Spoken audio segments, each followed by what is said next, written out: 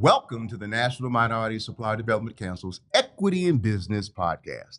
My name is John Daniel, and I'm humbly your host. But I am thrilled and excited about the two guests we have today. They're going to blow your minds. Miss Rebecca Meeker, the Senior Vice President of Global Partnerships and Segments at MasterCard. And to her left is Mr. Terry Pierce, who's the head of Strategic Alliances at Raistone. Thank you for coming in. Thank you for having me. I'm going to reach over you. Thank you, Forgive me. Yeah. Thank you for taking the time and reaching out. I'm going to get right into it if it's okay. Absolutely. One of the things that our audience really likes to hear is who our people are and to hear their backstory. If I may start with the lady first, please share, how did you become the senior vice president? What happened in your life that you'd be strong and ready to do that? Okay. Appreciate it. So I've spent most of my career working for companies that do B2B, help large and small organizations buy things from large and small organizations. And then the back half of my career in the last 12, 13 years working on the payments. So first half was how people are buying things. And then the second half was how people actually get paid or pay the way they want to be paid or get paid when they want to get paid. Originally I didn't start out that way. Actually came from a family that actually owned small businesses, actually had small mom and pop grocery stores in what would be considered food deserts. I have an immigrant mother. I have a military father. And they were pushing me on representation before there was representation, that basically there was no excuse to do what you wanted and get it done. So from that background, both of them were great role models about helping people. So not only did they, from a career perspective, push me in the direction of, there's no reason or anything holding you back from what you can do and what you want to do, but also from a feel-good philanthropy perspective, both of them were helping people, which also sparked my interest. And also what I like a lot about MasterCard, if I can give them a plug, because they have a philosophy about, doing well and doing good by doing good. So, I also volunteer a lot, like our In Solidarity initiatives, helping with financial inclusion, also helping small businesses and small business incubators get access to the resources and education and talent and resources, capital that they need to do what they need to do, so they also can see that there's really nothing stopping them from doing what they want as well. It's powerful. Thank you. Terry? What was the question? No. So I kind of got started on the financial side really as a real young kid, right? My grandparents are who raised me, and born in 1927 and 1937. They operated a lot differently than my friends' parents did, especially where I grew up, and so. I ended up taking a liking to math and numbers, and I was always enamored by the fact that what they could do with $680 a month, right? Like how they could make that work, right? And so I ended up going to Kansas State University because of my grandmother. She essentially told me that I could not go to school anywhere near where she was because she knew I'd be at home all the time trying to check on her. So I ended up going to Kansas State University, originally pre-law. And after you wake up in a couple of textbooks, you start to realize, okay, this pre-law thing, this is about reading a lot, and I don't want to read a lot. And so I ended up going back to what was natural, which was math, and ended up in finance. And so goes the story, right? And so most of everything is kind of driven. Everything that I've done is, come from a neighborhood that's, I'd say very underdeveloped, and I'd say, had real serious trouble with the drug crisis in the late '80s and early '90s. You learn pretty quickly that there's a certain level of drive and discipline it takes to remove yourself from that situation. There's a certain level that it's undeniable. And I have several friends that took the exact same journey with me, so I know it wasn't about anything other than the fact that we had a collective drive together. And so that's kind of how I've done everything from football, in the NFL, and to my professional life. Now moving from what was a sales-based career to now an alliances-based career or partnerships-based career, and that all kind of came out of this concept that what was I really doing in sales? right? I mean, obviously, I was getting widgets to the people who wanted them, but I'm doing nothing different than that as a alliance person. We're getting capital to the folks who want it, right? My job is to connect us to the networks that give us access to the data about that capital. And so easy transition for me to go from sales to alliances. And I came into alliances. My first run at alliances, and one of my very first phone calls was with Rebecca and her team and All getting right. started with MasterCard. And so I learned very quickly, what an alliance really is, right? Sometimes it can be different than a partnership, right? The one thing I hear consistently with both of you, as you've aligned to do good and do well, is that you're givers and you don't allow obstacles to be excuses. There are reasons for becoming your best. That became very heartfelt for me as you were speaking. That said, and Terry, I'm going to stay with you for a moment. Share with me what Raystone does and what your leadership responsibilities are. Now, Raistone, in and of itself, is a finance company with technology enabling it. So the entire mission and vision of Raistone is about connecting capital with those who need it and want it. Right? It's a very simple concept. Now, how to do that is where I think Raistone is special. Right? We tend to do that in a way where we are connecting networks, right, with the capital, as opposed to connecting the businesses with the capital. So we'll go to a network that has all of the buyers and suppliers there, right, and then allow for those buyers and suppliers at the time of the demand be able to access capital. And so that was really what drove me to Raystone. This idea of embedded finance has a lot more to do with access than it does to providing capital. There's a lot more to do with being able to make sure that a company who needs capital has access to it. It's not so much about how many people can we sell. It's about how many people can we get to. And so it's extremely important to go down that path, right? Because I think that's the way you kind of you even the playing field, right? Like some suppliers don't have the same credit as other suppliers, right? And won't have access to certain products. And so it's important for us to be able to go to those networks and provide that access. I love it because all capital isn't good capital for That's every right. entrepreneur. And I think what I'm hearing from you is that those networks allow them to sift out that balance. Yeah. And you also gain some social capital in the process so that it may be the next deal that you're doing. Absolutely fantastic. Rebecca, share a little bit about the nuts and bolts of MasterCard, please. Sure. I think most people know MasterCard as the plastic in our wallet as consumers, in our day-to-day life of how we purchase and buy things. I'm actually on the business side and the commercial payment side of MasterCard. So we look at other things on how businesses, large and small, buy and sell things to each other and how they pay for it. And what we really want to focus on in our relationship with Raystone is making sure that buyers know how best to pay, how best to optimize how to pay, and also pay the segmentation of suppliers that they want to pay, because they're going to have some suppliers that it's okay to wait 60 days. There's going to be other suppliers that can't wait 60 days because maybe it's very critical to their supply chain and what they're manufacturing. But also, where we spend a lot of time, amazes me that, excuse me, there's still a lot of suppliers out there that need education on capital. To Terry's point, it is available. Oftentimes, people don't go look for it.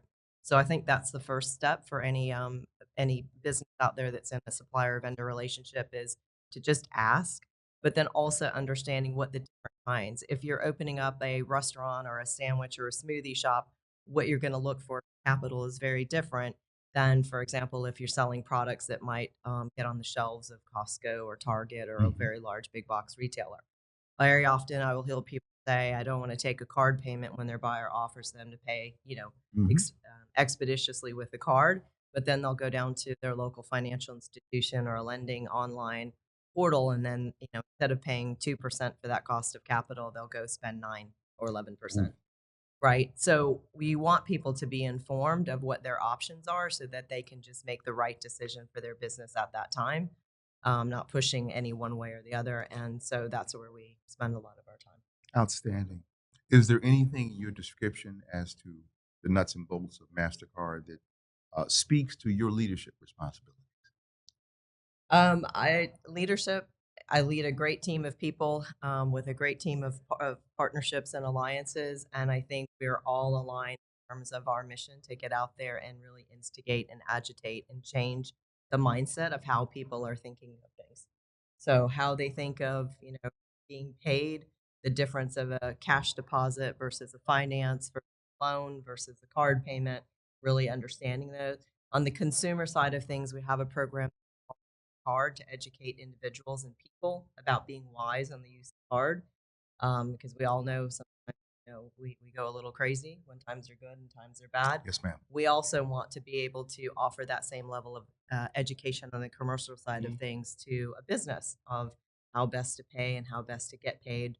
When is it okay for you to wait versus accelerate? And sometimes people always look for financing and loans, Yep. and they always miss the fact sometimes just getting paid in a Yes. timely manner is your working capital, right? You don't always have to go seeking from others, but just get paid. Well, both of you are an example of collaboration at the highest level. I mean, I'm listening very carefully to, what it is that you both do and how it symbiotically comes together. That said, the arena, the space and zone of the National Minority Supply Development Council is a space and place where those networks you talked about a little earlier, Terry, it seems to be productive, not just for certification, but to build social capital, to learn about potential deals, whether it has to do with capital or in some form or fashion moving forward your business. Share with me, from both of your perspectives, what your relationship is now, has been, with the National Minority Supply Development Council. Well, I started working with the NMSDC around 2014 with a guy named Lewis Green, Yes, sir. and he ran a company called Supplier Success. And the whole concept of Supplier Success was exactly what we do as a company for all businesses. He was trying to do that exact same thing for minority-owned businesses, Yes, sir. Supplier Success. And he started working with a company called Prime Revenue right here in Atlanta as a partner to provide him access to capital to be able to fund the businesses that he worked with. And so I got involved really from the exact same place that I am today with the NMSDC. I've always my involvement with the NMSDC has always been, helping folks understand the availability of capital, the types of capital that are out there, and being able to provide that capital. And so um, that idea and concept really hasn't changed, right? My biggest impact to the NMSDC is always going to be the ability to provide capital. I don't necessarily have a whole lot of educational material around how to be a supplier to a Costco, but I know how to make sure you get funded as a supplier from Costco, right? And so Yes, sir. that's where I will step in. A lot of the time, the struggle of being able to be a supplier to Costco is about the ability to get paid from Costco. Costco takes a business that's a 10-15 million dollar business and sends a 10 or 15 million dollar order. That'll crush a business, right? And so and a lot of companies go through that, right, and struggle through that, and then they end up doing something desperate where, like Rebecca said earlier, we're talking 9, 10, 11% as opposed to 2 when you could have accepted it the right way. So it's important that what we do actually helps accelerate the growth of all the businesses that are associated with working with the Costco or Johnson & Johnson, or whoever it is. Quick reflection, knowing what you're good at in bringing that to market puts you in a valued, differentiated circumstance that nobody can touch. Yeah. That's a beautiful thing. Rebecca, same type of thought. How have you been engaged? How long? And where's it at now with the National Minority Supply Development Council? So actually, our sourcing team at MasterCard is the one that has the direct relationship. We have a great team of people. A couple of years ago, MasterCard embarked on what we call our In Solidarity initiative that has a couple of facets to it. But one of it was taking a look at just financial inclusion across minorities and different groups of people. It was in response to George Floyd and some of the events that were happening at that time. We also took a hard look at ourselves. So it's one thing to go look in the market, but we also took a hard look at ourselves and who we were buying products and services for, and also who we were encouraging the development of products and services for, right? To make sure there were capabilities out there with the right size for different individuals.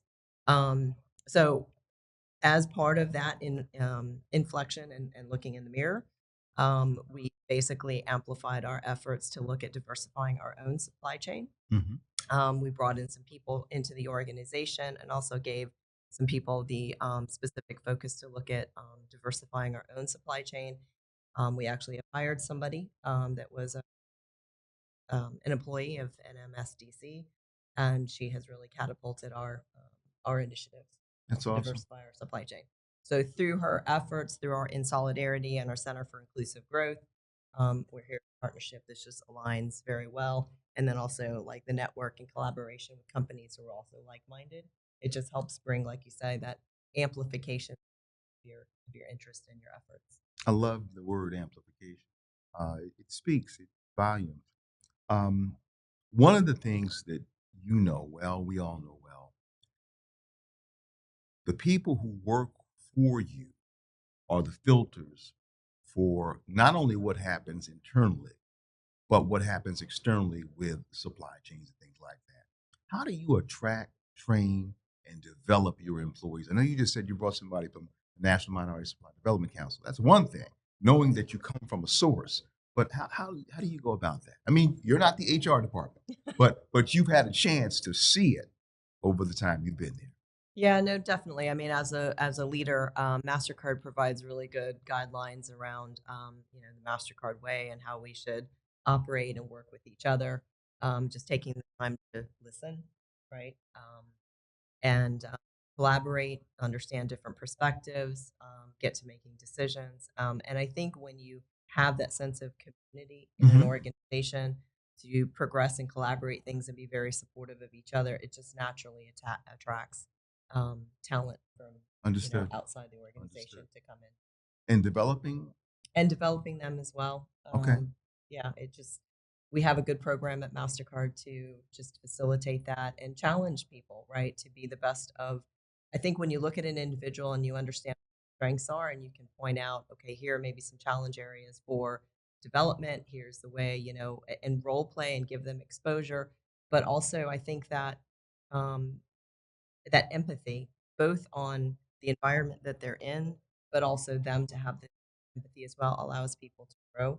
And the communication, the more we communicate, the more I understand your perspective and listen to it. I think that all helps in the development of a person to get from where we were to where we want to be. And there's still so much growth, I think, in all of us as individuals going forward. your approach is supported by bodies of evidence, McKinsey and Company, Brookings Institute, the Gallup organization, because people learn how to thrive then when they get that sense of belonging. Yeah. They are encouraged to be better critical thinkers and be curious.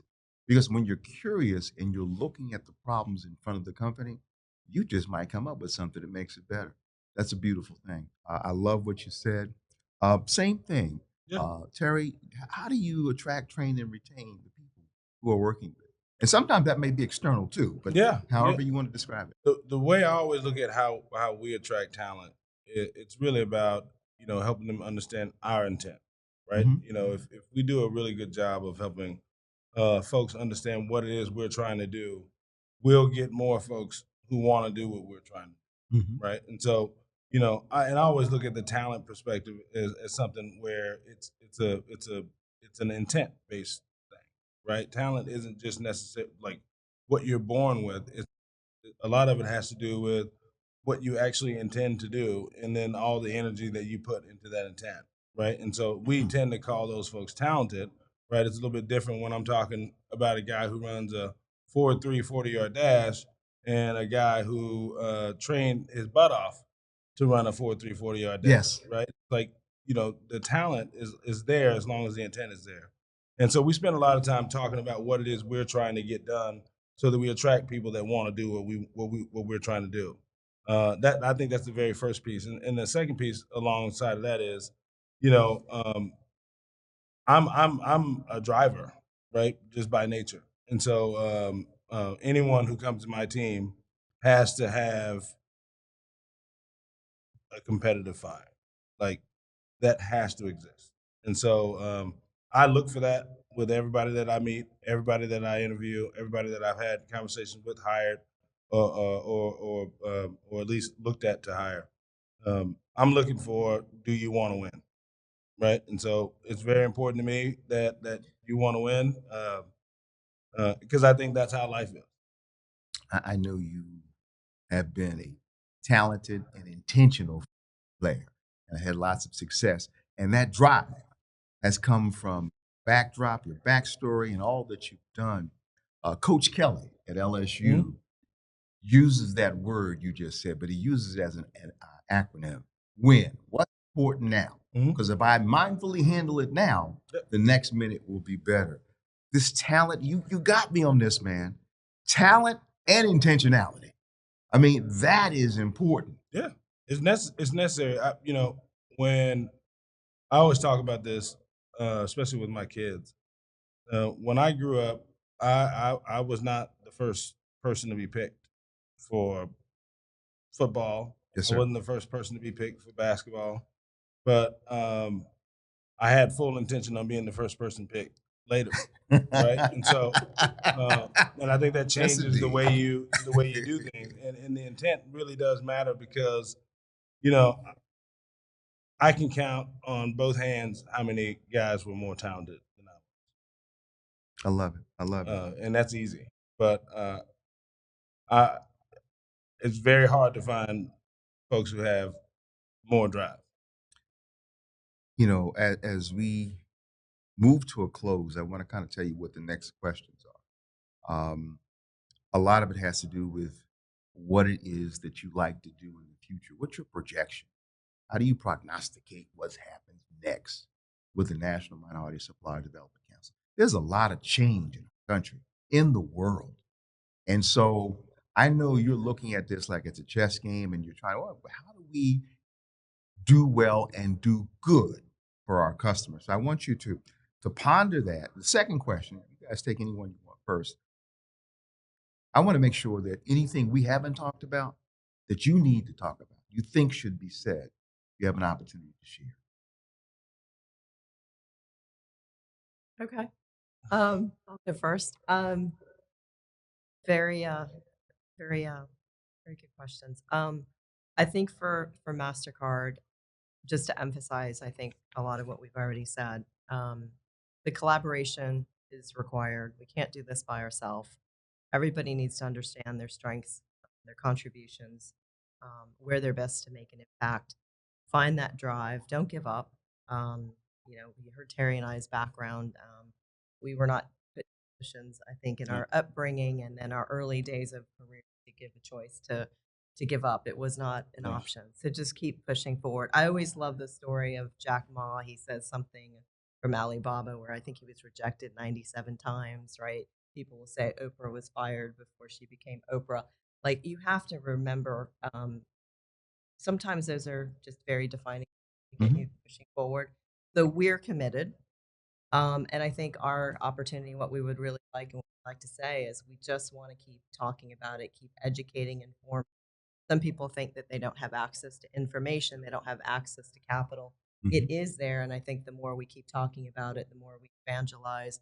But we also need you to meet halfway, right, and also come seeking it, and then we can provide. So that's just still our mission. We want to keep getting out there. We want to develop the empathy that we need in our society to understand each other, and the more we understand each other, I think, is where we come together. And when we come together, it leads to that collaboration for us to be successful. So we're going to keep pushing. All I can say is give me a pound. Outstanding. Outstanding. Yes, indeed. You summarized a lot of what we talked about and those salient points. I love it. Mr. Terry Pierce, what's your vision for working with National Minority Supplier Development Council in the future? I don't think things change a whole lot aside from us being able, or at least learning how to scale, right? Scale these concepts, right? I mean, Rebecca hit the nail on the head. When you really dig down into it, this is about us being able to connect folks with the things that they want, and in a lot of cases, educate them on things that they didn't know about because they might figure out that they wanted it, right? So, a lot of what we do in the finance world can be frowned upon, right? Because it's a money making business, right? I mean, we Mhm. all do business to make money, but I think when you start looking at it as a survival tactic, right? A way to be able to keep yourself going, a way to give yourself enough push to continue taking the next step, right? Giving yourself enough breathing room, right? When we talk about working capital, that's really what we're talking about. We're talking about giving you the ability to actually run your business, giving you the ability to sleep at night while your business is running, right? So there's a lot of things that go into it just being finance and all those different things. But in terms of how we work with the NMSDC, my vision is that this deal grows, right? It grows our involvement with the NMSDC, but it also grows with demand from the NMSDC. Because it's really important that the folks here understand that there's a lot of experts out there, and you have access to a lot of experts who can help your business, right? And so it's important that we use NMSDC as a conduit, right, for us to meet each other, right? That is way more important than anything else, and I think that's one of the big deals that we figured out with MasterCard in our partnership is that MasterCard has access to a lot of things that we may not necessarily have access to, right? MasterCard has relationships with folks that we may not have relationships with. We have programming and some technology that MasterCard may not have, Mhm. right? And so being able to bring those things together for a common cause, right, is only going to help the NMSDC and organizations like it into the future. It's a great team. It's a great partnership. I love it. Um, Thoughts on anything said? The lady first. No, I think we've pretty much covered it. I mean, I appreciate the time. This platform and this opportunity, this podcast Mm. allows Terry and I to be out there. Um, yeah, there's optionality, there's resources, there's education, there is funding available to help you run your business better. Um, and we're ready to serve. We really appreciate this being beyond a title or a brand. This is about impact Exactly. and creating legacy. I'm not trying to wax philosophical here because that's what happens when all the things you talked about comes forward. It resonates. Thank you so much, Terry. Look, for me, I think that we kind of harped on this. We talked about this a lot, but what I'd like to really just drive home is that you know, um, reach out. Like Hmm. don't be afraid to learn something new. Don't be afraid to see another option. Right. The status quo is not always your friend.